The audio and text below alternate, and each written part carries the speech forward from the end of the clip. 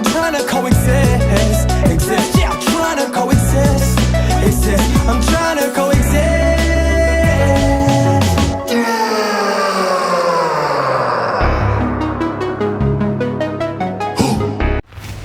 90% of employees that quit their job says their boss was the primary reason and influence for leaving. That isn't a talent shortage. It's a leadership vacuum. For too long, we've mistaken volume for value and dominance for direction. In America, we let the strong, the elite, power, and the high net worth be our idol, confusing status seeking with true leadership. The result is a slow, systematic rot, a crisis of character, where our educational system manufactures administrators instead of true leaders. And our institutions prioritizes status over moral imagination. What we're conducting at the Etiquette podcast is a leadership autopsy. We'll dissect the Ivy League paradox. We'll expose the dark triad personality traits that corporate America mistakes for strength. And we'll look at the systematic rot that has made retaliation the number one claim in the workplace for 17 years running, and many mouths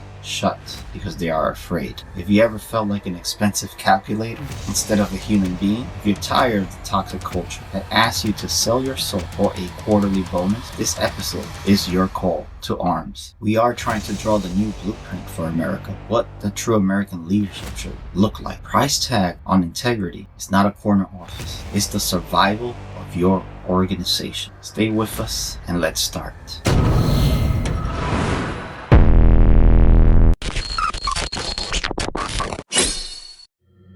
If we have to define the soul of leadership, we often look at influence versus dominance. And especially in the United States, we have a catastrophic habit of conflating between leadership with dominance. We look at the loudest person in the room, the one with the most aggressive posture, sharpest elbows, or the highest net worth. And then what we do is we slap a leader label on them. But from a psychological and ethical perspective, that isn't leadership. That's just a status-seeking individual. True leadership is a social contract, the initiative to serve. It is the psychological capacity to maintain the safety and focus of a group while navigating a crisis or to comply with a goal or an objective. It is stewardship, not ownership. In the US, we shifted toward a strong man, the hero archetype, forgetting that a leader's primary job is to be the scaffolding that allows others to build, grow, and perhaps be better than their own leader, so they can guide others towards their own prosperity and achieve goals, personal and professional. What we see today is leaders wanting to be the monument on top of the hill, serving only themselves. And that's the problem when we define leadership as having the final say, almost like a dictatorship. We create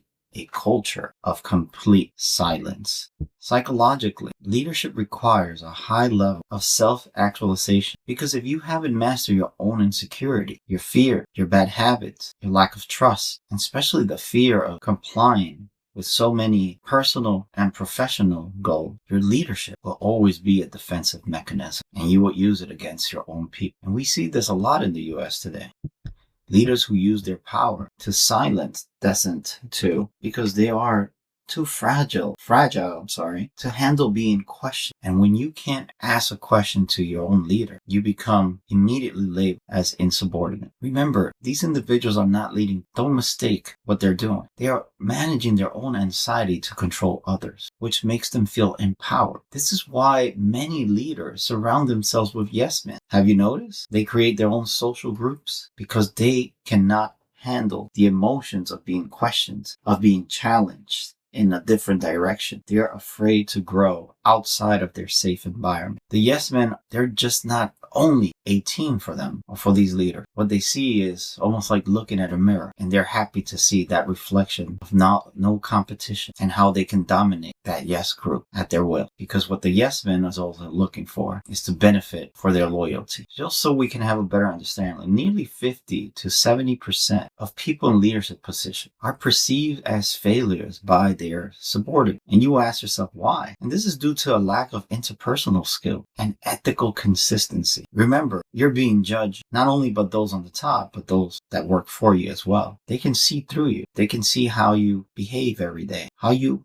how you make your business decisions, and is it benefiting everyone? And I want to give you guys an example of leadership. In 1915, Ernest Shackleton's ship, the Endurance, was crushed by Antarctic ice. His original mission was to cross the continent, but it became a complete total failure due to the winter. A manager or a numbers-driven boss would have looked at the sunk costs and the lack of deliverable and perhaps would have folded. But Shackleton understood the psychology of resilience. He personally gave his own mitten to a subordinate and slept on the hard ground so his men could have the better sleeping bag. He understood that a leader's primary job is the stewardship of hope, is being among with them during times of struggle and becoming one with the team as you lead. His primary job was to keep everyone safe because the ship can always be rebuilt, but can someone recover from death? That's not possible. He understood that his job was to bring every single man in that boat home. And in order to do that, he had to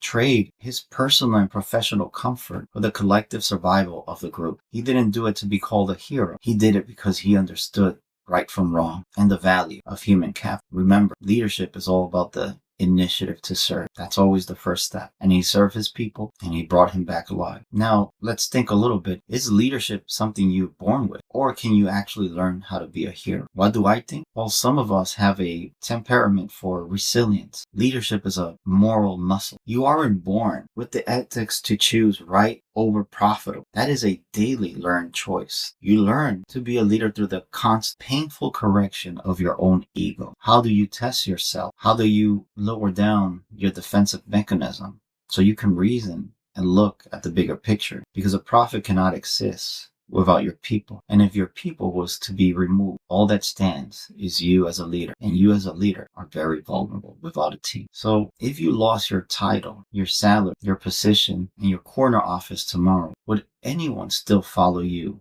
into the cold? I hope somebody does. And I hope it's not your yes man. Comment. You're loving the Ethics Guild podcast? Don't want to miss any new episodes? Want to be part of our panel and be our guest? Subscribe, leave us a comment, like, be part of the community of the Ethics Guild podcast. We need more people we need people that are brave to speak up for what's right, to stand for justice and dignity. Become one of us. Be part of the Ethics Guild podcast community, and let's journal to endless possibility where we all become winners. Don't forget, subscribe.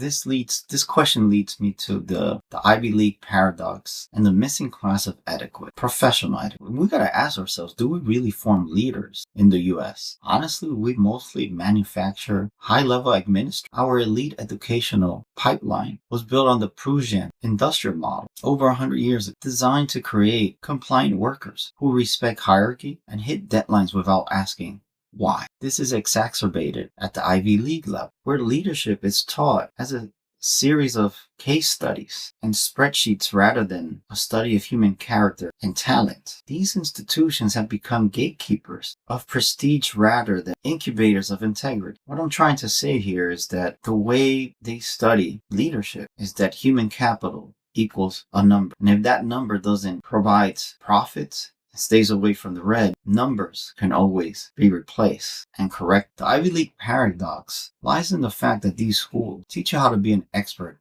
on that, but not how to be a human, how to understand people's personal experiences, emotions, motivations, inspirations, creativity, personal goals. What students are taught is they are the best by virtue of their admission letter, which often fosters fragile narcissists. They enter the workforce with a chip on their shoulders, believing their pedigree makes them immune to moral error. And this is why they create this defensive mechanism that they can't be correct unless it's somebody above. While Ivy League graduates represents less than 1% of the U.S. population, they hold roughly 41% of leadership positions in major corporate and political settings. This concentration of power creates a credential shield, forming elitism, where elite graduates only trust others from the same circles. Remember, we are tribal beings. This is how the elite forms their tribes, and this leads to a case system that excludes the lived experience of the majority. Just 1%, 41% in high position. I want you to reflect on those numbers. This also creates the professional etiquette gap because it feels like there's a missing class, especially in leadership, on how one human being should treat another. We forget how to treat people with dignity, with that dignity engagement that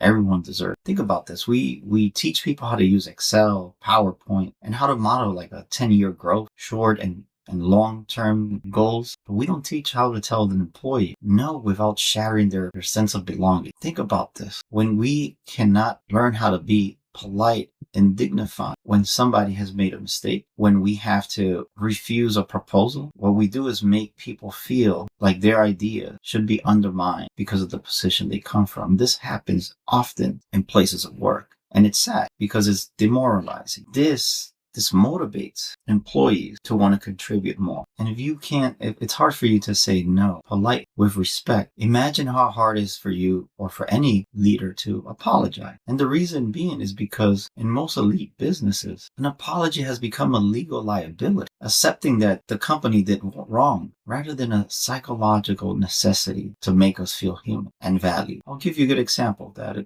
Let's go back to the 1960s. The best and the brightest, a turn of the Ivy League, educated cabinet of JFK and LBJ, used data-driven logic to justify the escalation of the Vietnam War. Think about it. They had the highest credentials on earth, but yet they lacked their moral imagination to see the human catastrophe they were creating. Thousands died in this war, drafted against their will, because they prioritize metrics over mercy, their own personal agenda versus people's choice. I want you to think about this. Is an Ivy League degree a sign of wisdom or simply a receipt for social compliance? I want to expose also a big point about the leading people lie that we hear very often. It's always the deadlines over dignity. Let's look at the modern job description for a leader today. It's a laundry list of KPIs, right? All they ask about, how did you perform? What was your behavior when you achieved this result? What was the behavior reaching out to other departments to reach your KPIs? And it's all about metrics. Although the questions are related onto how you relate and communicate and lead your people towards your KPI. And it's designed to hear some inspiring stories, but at the end, it's all about the KPIs. It's all about the metrics, because that's all that matters. It's all about the deliverable and optimization. It's never about how do you make someone feel about their day, every day at work. And this is where the lack of emotional intelligence, EQ, becomes fatal. We have replaced the concept of mentorship with task management or an SOP training. And in doing so, we have dehumanized the workplace. Think about it. You're taught maybe once or twice, and then you're given a book to understand all the standard operation procedures, and then you have to figure it out. And they give you a 30, 60, 90 period of time to see how you adapt, and the responsibility falls back on you. And think about this too. How often does your leader train you personally, at least an hour or two every day, for you to be successful what you do? And again, this is where the debate comes. The leader has so much on their shoulders that they have very little time to do this. So they will assign someone not at the level of the leader to do the job of a leader. So what are we mentoring in the workplace to start? Because again, if you work in a department and you're the leader, wouldn't you want your team to have and understand your philosophy, how the team is structured by your guidance? And what are the responsibilities versus expectations that each person should have in their position and when they're not in their position to become a whole team? This gives me the idea that when creativity is stifled by a rigid 40-hour task cycle, leadership dies. You become a manager at most, and in most cases just supervising. Because be honest, how many times have you seen your leader, manager, come work with you shoulder to shoulder? Maybe out of 10 leaders, one. All they do is direct and supervise. This environment promotes the dark triad of personality traits. And you see this: narcissism, Machiavellianism, and psychopathy. In corporate America, these traits are often mistaken with strength or efficiency. A narcissist's grandiosity is mistaken for vision. A Machiavellian manipulation is mistaken for strategy. A psychopath's lack of empathy is mistaken for making the tough call. We have provided an excuse for each one of these psychological traits and behavior. This leads to 23% of employees under toxic management and pressure to become actively disengaged, literally working against the company's interest because they feel like gears in the machine. Talent Smart shows us where their statistics that people with low EQ earn $20,000 less a year and are 4 times more likely to have their teams quit. I'm going to give you an example of this. I want you to go back to 1970, the Ford Pinto scandal. It is an example of numbers over people. Ford's leader knew that the gas tank, or the car's fuel tank, was a fire hazard. They conducted a cost-benefit analysis that concluded it was cheaper to pay for wrongful death lawsuit than to recall and fix the car. They practiced morally coping, separating their business logic from their human conscience. This is the ultimate pushing numbers lie. When numbers become more important than people's lives and you just become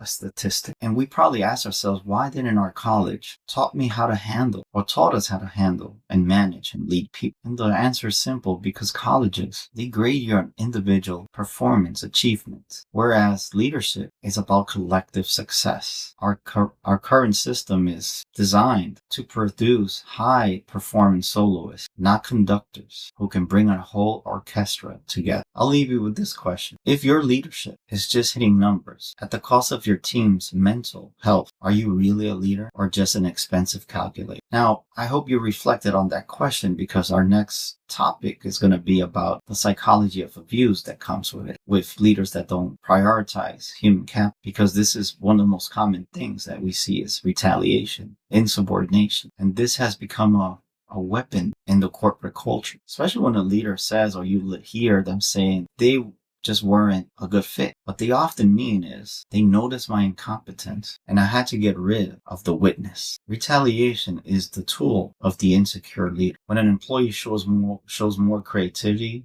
than the leader, higher ethics, punctuality, or deeper insight than their boss, the boss feels exposed. Instead of rising to the occasion, a toxic leader uses the power to isolate, gaslight, and eventually eliminate the threat. How? Moving to another department, giving them tasks that are unfit for the talent, making them stay longer hours, giving them more assignment, providing pressures, and I would say unnecessary pressure for this person to either move or quit, because the leader doesn't want to take responsibility of acknowledging that someone might be more competent than them. And the problem is that the psychological abuse of these leaders often goes unchecked because it's wrapped in a professional jargon, such as performance improvement plans. They are used as a ramp exit for truth telling. Harassment is rebranded as rigorous standards. I want you to listen to this. Harassment is replaced by rigorous standards. If you are out there under rigorous standards, check the behaviors. You might be facing harassment without noticing. Just to give you a statistic, in 2024, the Equal Employment Opportunity Commission reported that retaliation was the #1 claim for the 17th consecutive year, making up almost 48% of all their files. This isn't just a few bad apples. It's a systematic rot. Nearly 1 in 4 employees report that they don't feel safe to speak up in their work. They're just editing themselves to stay employed because of their needs. And those leaders, they know that these employees have needs, and that's why they even abuse more. This is psychopathic, narcissist, Machiavellian behavior. And I hope, if you're one of them, hope you're listening to this, because I am directly calling you out. And what do these leaders look like? I'll give you an example. Jeffrey Wiggin, the tobacco executive that exposed that big tobacco knew that nicotine was addictive. This is a textbook case of leadership retaliation. His leader didn't just fire him after he exposed this truth.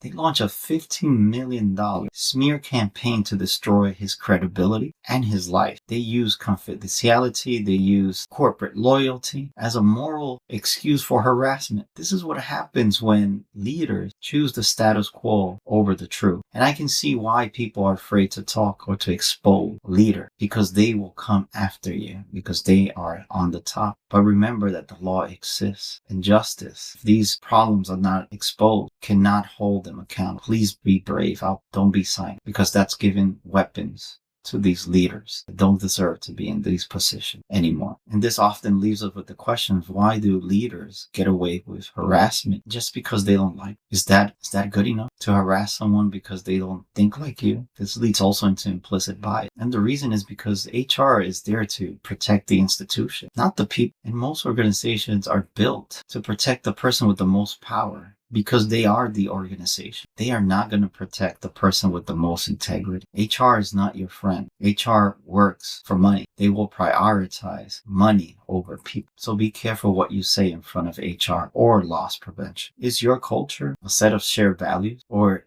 is it just a cage for anyone who thinks differently? Let me know what you think. In order to expose these leaders, we have to have an ethics of being unafraid, of being responsible, and accepting the consequences that come with it. And we have to refuse to sell the soul. A true leader knows that integrity is more valuable than convenience. But in the US, we see moral recession. Leaders are often selling their dignity for a quarterly bonus, for comfort, for a new house, for a new car, for bonus, for money. They do it to seat at a prestigious table, or the comfort to staying in the crowd of elites. They have become afraid to lose. A real leader, however, is unafraid to lose their position in order for the vast majority to win. They do not sell their ethics over convenience or fame, and we need more of these leaders in our country. What we're seeing today is the psychological betrayal of dignity happening slowly in front of us. It starts with going along to becoming one of them, almost like going along to get along, to become